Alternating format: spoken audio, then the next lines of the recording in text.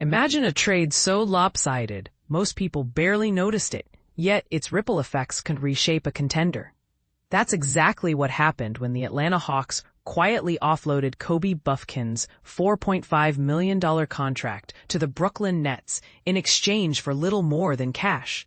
At first glance, some might think, what's the big deal? But here's where things get interesting. The Nets received just $100,000 in some nebulous goodwill from Atlanta's front office, but gained virtually no evident advantage.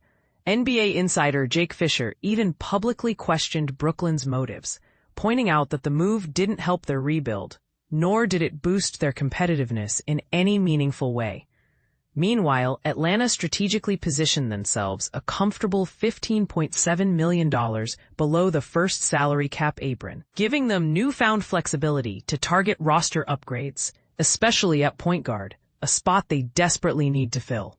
The Hawks have moved on from Bufkin, who struggled to stay healthy and make an impact during his first 2 seasons.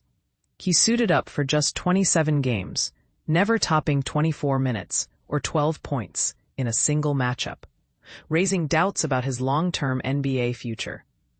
By moving his contract without giving up draft capital or absorbing a burdensome deal, the Hawks effectively pulled off a heist, something the Nets will likely regret as playoff races heat up. And this is the part most people miss.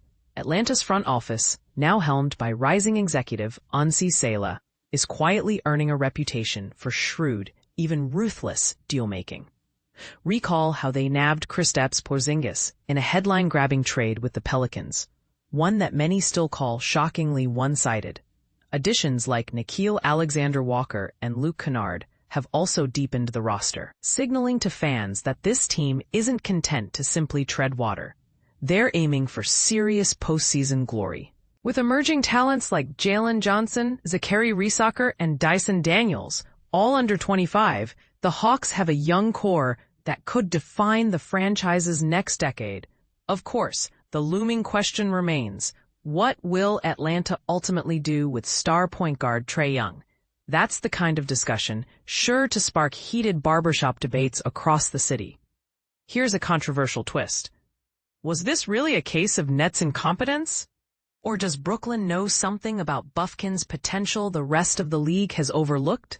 Maybe they're simply eager to meet the salary cap floor, or willing to gamble on unlocking Bufkin's talent in a change of scenery. Either way, this trade could haunt one side if fortunes change down the line.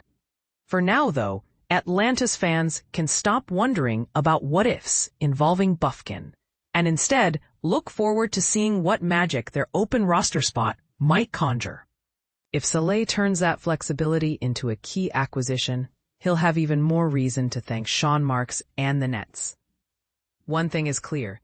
The new era of Hawks basketball is marked by smart moves, fearless decision-making, and a bold vision for the future. Do you think the Hawks truly robbed the Nets blind, or could Brooklyn end up having the last laugh? Drop your thoughts below and let the debate begin.